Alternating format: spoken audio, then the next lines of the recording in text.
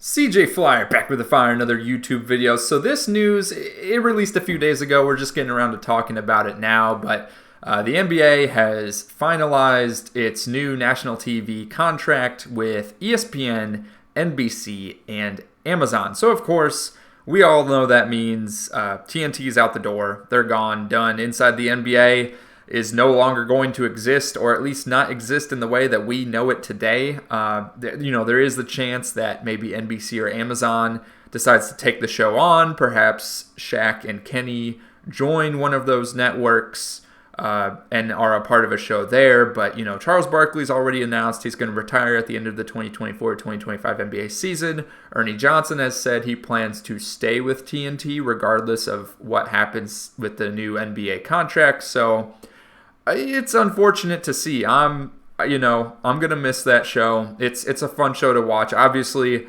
the analysis on there doesn't get very detailed, but it is very humorous, and I think it's just a very entertaining show. I love the banter, especially between Charles and Shaq, and it's gonna suck to not have that anymore. So that being said, the new weekly schedule that is, I'm sure this isn't like written in stone anywhere, like it's still subject to change probably, but the way it's going to work as it's being reported right now is once the NFL season ends, which would be, second half of the NBA regular season, we'll have nationally broadcasted games Monday on Peacock, Tuesday on NBC, Wednesday on ESPN, Thursday on Amazon.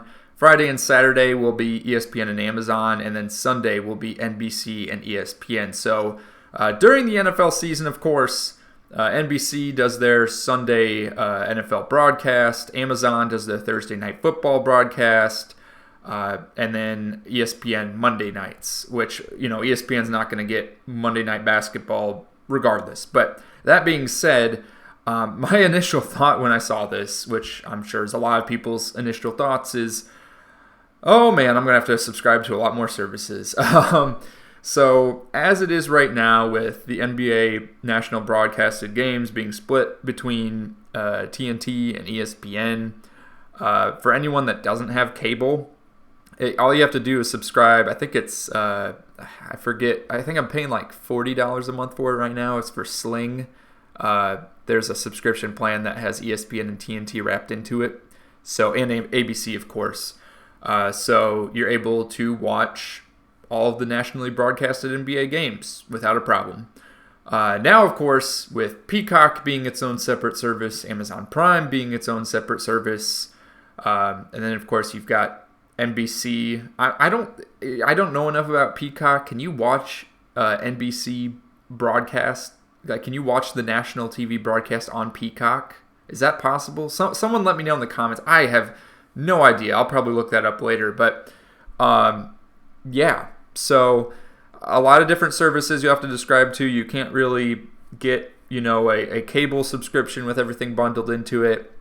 And you can't really get a streaming subscription with everything bundled into it. You're going to have to pay for multiple services if you want to watch every single one of the nationally broadcasted games, which, even if that's not your intention, like let's say you're a fan of a singular team, like, I don't know, like let's say you're a Lakers fan, half the Lakers games could be on Peacock, the other half could be on Amazon, and then you might have a few sprinkled in on ESPN. So what are you going to do? I mean, if you want to watch all the games, you're going to have to get all the services, and let's not even forget to mention League Pass is mixed in there too. So this is a huge contract. I mean, $76 billion over 11 years. That's insane. But so that was my initial thoughts, was just this is, from the consumer perspective, it's not exciting.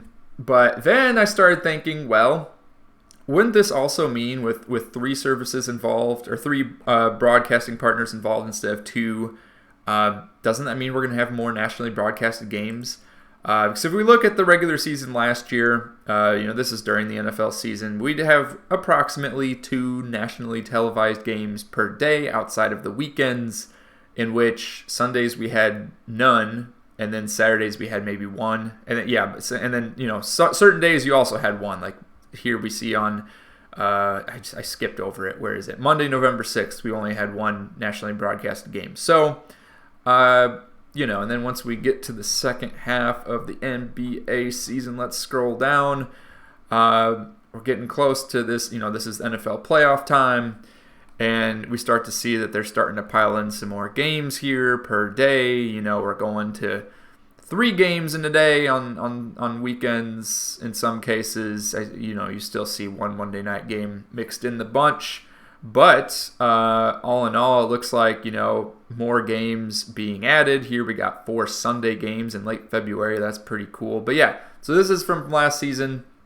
So I don't think we really know for sure. This is from the New York Times article, which I don't have access to because I do not have a New York Times subscription.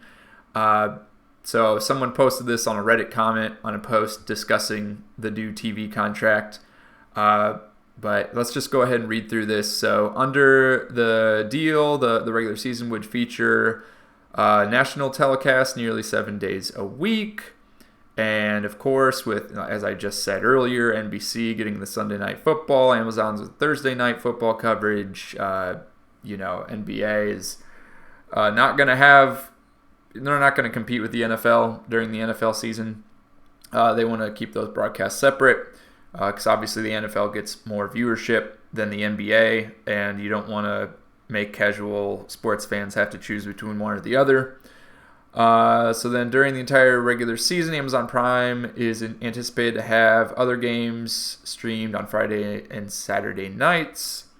And then I think it's somewhere in here. Yeah, here we go. NBC and Amazon Prime will alternate having the one conference finals, and then ESPN gets a conference finals every single year.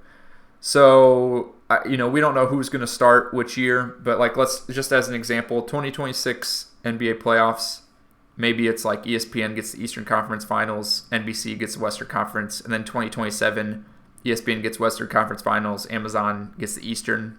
So NBC and Amazon are just passing it off to each other one year after the next. And then my thought on that, it's just really weird for a exclusively streaming platform.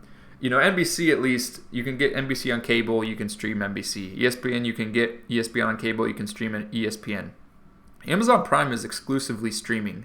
So I don't really like having conference finals exclusively on Amazon Prime. I just think the viewership numbers are going to go down drastically for whichever conference finals that is, Eastern or West, and whatever teams are involved. I mean, you're forcing folks to have to go out and get an Amazon Prime subscription, at least for the duration of that conference finals, for people that want to watch it. I don't know. I don't like that. I just, unless Amazon is planning on including getting involved with cable, which they're not. I don't know. What do you guys think about that? I don't really like that.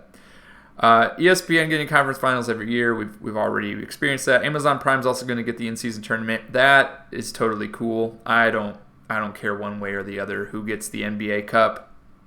And then nothing has been announced as far as play-in games. So, initial thoughts again. We might get more nationally broadcasted games. At least it seems to be that way. You would think with 3 broadcast partners. It doesn't look like they've really specified how many games. ESPN will cut down the amount of regular season games, going from 100 now to 80. Ooh, so that might mean we actually get a similar amount of nationally broadcasted games. I was hoping that there'd be more nationally broadcasted games, which I would think would increase exposure to the league. But I don't know. I'm not seeing that now. Man, I don't know. I'm optimistic side of this is potentially more exposure to the league. Being able to have more nationally broadcast games, potentially. We don't know that for sure. And more platforms for people to see games on. So now Peacock subscribers might see an NBA game pop up. They might decide to watch it.